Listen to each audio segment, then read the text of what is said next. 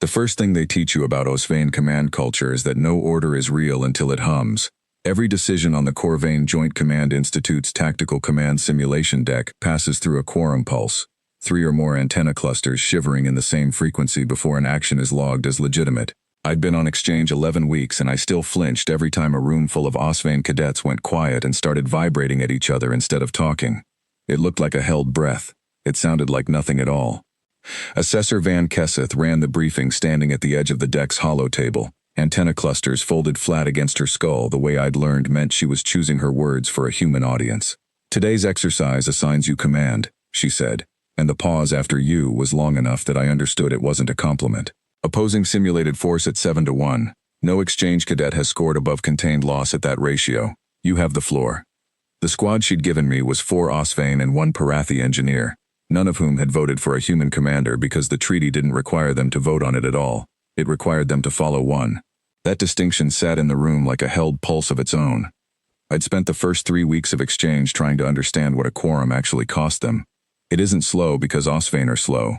Watching 5 clusters lock frequency and settle on a plan takes about as long as a human committee arguing itself into a decision.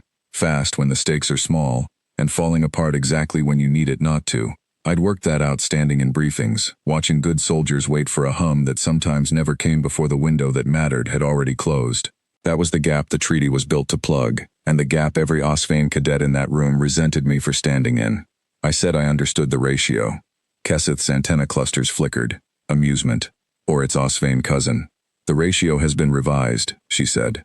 12-1, effective now, terrain unchanged, you may begin.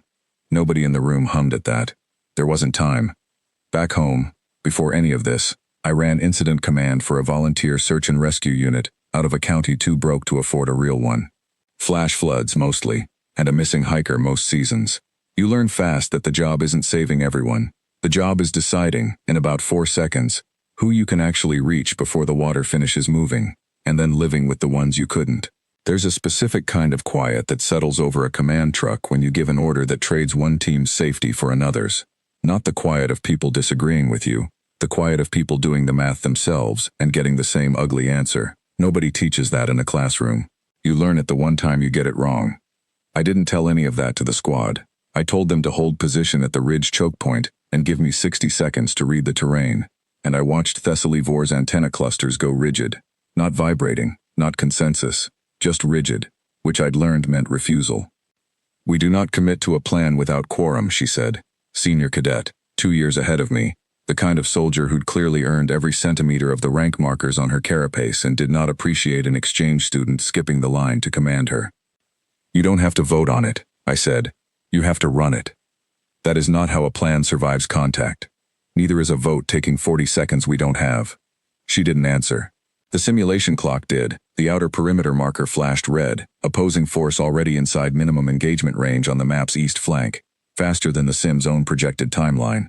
Kesseth, watching from the observation rail, said nothing. She didn't need to. The math was doing the talking. I put us on the ridge because the ridge was the only piece of ground in the whole sector that funneled 12 attackers down into a front 3 wide. It's the oldest trick in triage. You don't meet the whole flood, you meet the part of it that's coming through the door. I split the squad. 3 held the choke point. Thessaly Vor and the Parathi engineer covered the secondary position at the old relay tower 200 meters south, which the map called defensible and which I already knew we were going to lose. I told them that, out loud, before it happened. "We're not holding the tower. We're using it to buy the ridge 4 extra minutes." Thessaly Vor's antenna clusters shivered again. That same rigid refusal hum. "That position is mine. I know. You are choosing to lose my position before the engagement has begun." "I am," I said, and I didn't dress it up, because dressing it up is how you get someone killed believing help is coming that isn't. "I need 4 minutes more than I need the tower. You'll fall back to the ridge when it goes. That's the plan." She looked at me for exactly as long as it takes an Osvane to reach an internal decision without a pulse. I didn't know until later that this exists. A private version of the quorum hum that happens inside 1 skull instead of 5.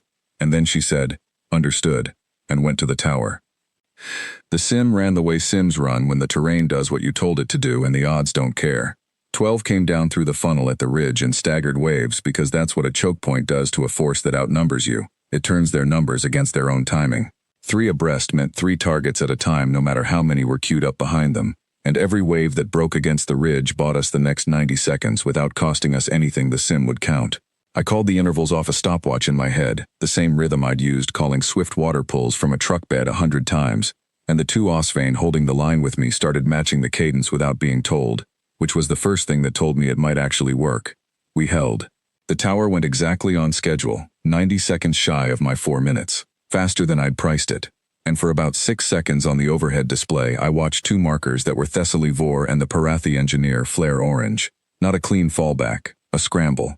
And I did not go pull them out, because pulling them out meant the ridge broke and everyone did. They made it, barely, and not because of anything I did in that window. That's the part that doesn't sit easy, even now.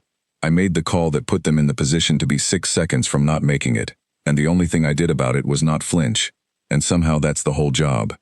Objective secured at the 22-minute mark. First result above contained loss at that ratio in the Institute's exchange cadet record. Keseth came down off the rail slowly, antenna clusters running a pattern I hadn't seen before and didn't have a name for. You elected to sacrifice a defensible position before contact, she said, without quorum, without informing command review. I informed the squad. That is not the same category. No, I said, it isn't. She stood with that for a while. Osvan doctrine has a box for a win. It has a box for a loss. It does not, as far as I ever found out, have a box for a commander who looks at the map and decides in advance exactly what he's willing to give up, and then gives it up on purpose, and doesn't call it anything but the plan.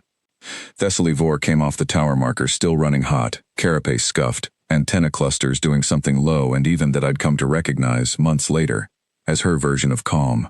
She didn't thank me. Osvane don't, not for that. She said, "You would have let the ridge break before you came for us." Yes, that is a hard thing to have decided in advance. It's the only kind worth deciding, I said. The kind you make after, you're just guessing with worse information.